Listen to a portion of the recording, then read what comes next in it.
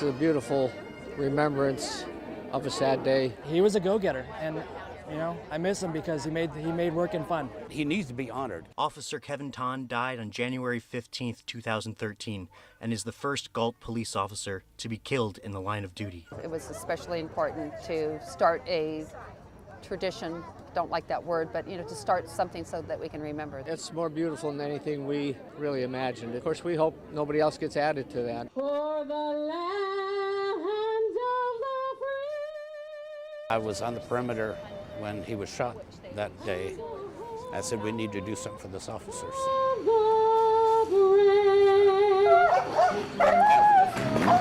K-9 Yarrow was Officer Kevin Ton's partner. Thank them for being here.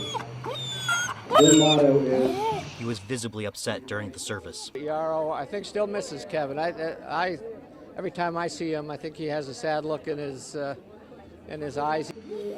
When we had the original funeral, the same thing happened. And the dogs, seems to be a sixth sense of something going on. Hundreds of officers and residents came out to say goodbye and honor our heroes. I love you. We dearly miss him, and we'll always love him. He'll never be forgotten. He put himself out to the community. We miss him.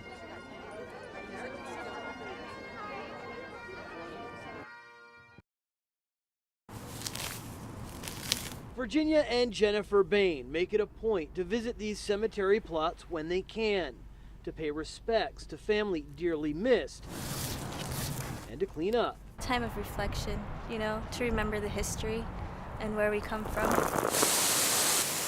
This is the St. Mary's Cemetery in Sacramento.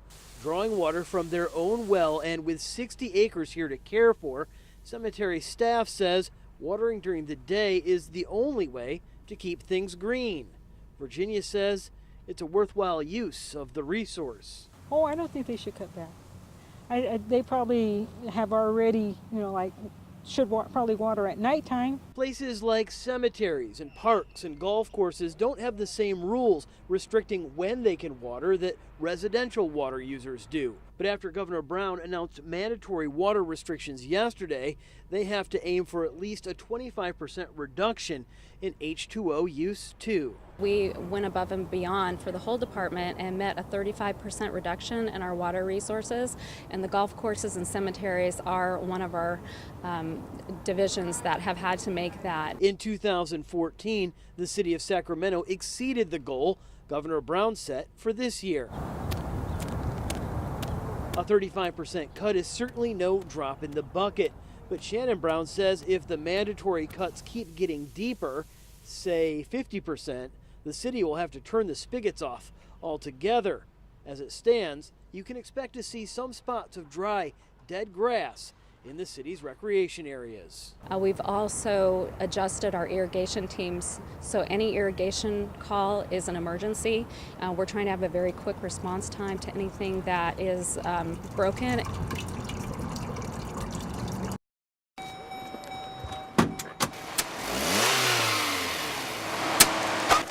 It's dirty, it's gritty, and it's hard work, but somebody has to do it. Yeah, not yet. And if you thought the character of today's news story was a man, you thought wrong.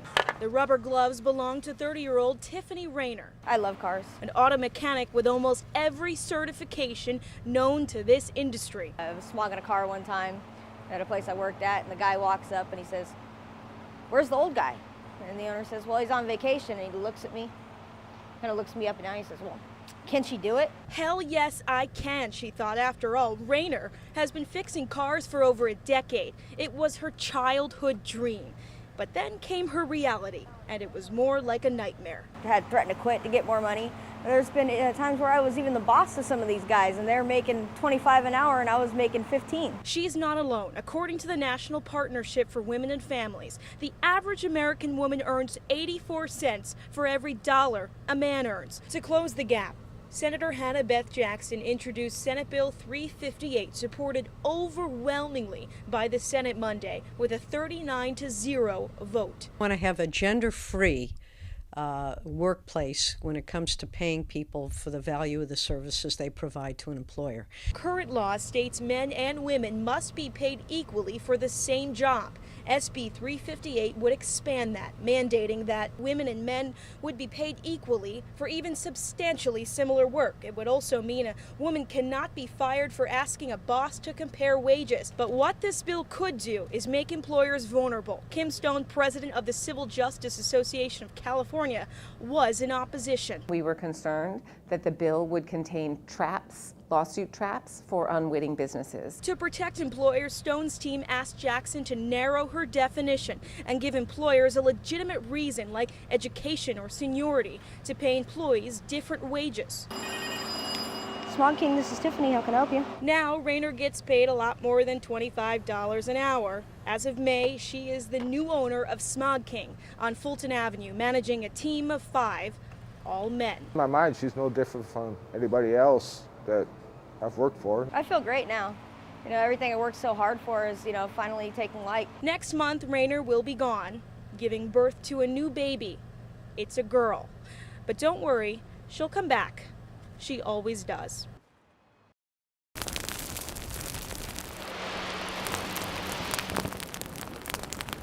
As flames chew through terrain inch by inch, the Butte fire continues to burn. And it continues to burn fast. See the black smoke coming up from this section over here. CAL FIRE added additional resources Friday as the fire grew more than 20,000 acres in just a few hours. This time-lapse video shows the smoke twisting, twirling, and billowing over a ridge off of Highway 49 in Calaveras County. CAL FIRE crews are comparing the fast pace of this fire to the Rocky Fire. So far, 50,000 acres have burned along with 8 structures. We came across one man here in Calaveras County, 84 years old, who wasn't going to let his house go down without a fight. He ended up on a stretcher. He was this morning. He was down there. He was help fighting the fire. He's 84. 2 years ago, they built their dream house. Every day for 30 years, Karen Vieira has walked around Linda Creek. We've enjoyed it so much. It was once thriving with plants and animals. I just hate to see what's happening to it. Now this bridge no longer serves its purpose. There's hardly any water below. It feels terrible to sit at the bottom. I haven't seen the bottom like this before. Donna Wilson, founder of Friends of Linda Creek, says the lack of water is killing wildlife. It's just a matter of time till everything's dead. And we're right on the final brink where this could be saved. Wilson insists Mother Nature is not the only one to blame. She says the city of Roseville could do something to help prevent further damage. It's so hard for our neighborhood to watch this and plead to this city and get so little back from them. Linda Creek's water flows from Folsom Lake to a treatment plant. That's where the city controls how much water is released. Right now, it's at about 70%. The reason why we had to do that is because we needed to balance our water supply situation. As you know, we're in the 4th year of drought.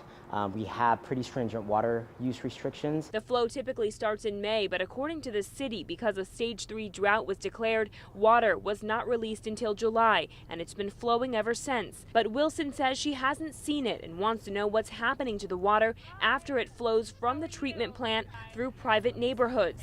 At that point, the city says it's out of their jurisdiction. It could be a blockage, but it also can be the fact that we're in a 4th year of a drought and the water that we are providing flow for is being sucked into the ground. For neighbors, the city's answers provide little comfort. This is a disaster for wildlife and the salmon habitat. They won't be happy until this creek fills up again. Child care now! Child care now! Child care now! With strollers as props and an intersection as the stage, hundreds of people rallied outside of the state capitol Wednesday in support of Senate Bill 548. It's for the children. For these child care workers, the pain runs deep. Child care now! Child care now! We're pretty much pushed to this. Sitting on blankets, 14 demonstrators sat down at the busy intersection of 11th and L, causing traffic problems and prompting police officers to step in. Comply with my orders or you'll be subject to arrest. But the demonstrators did not move, and ultimately they left the rally with their wrists in zip ties. Oh, was it worth it?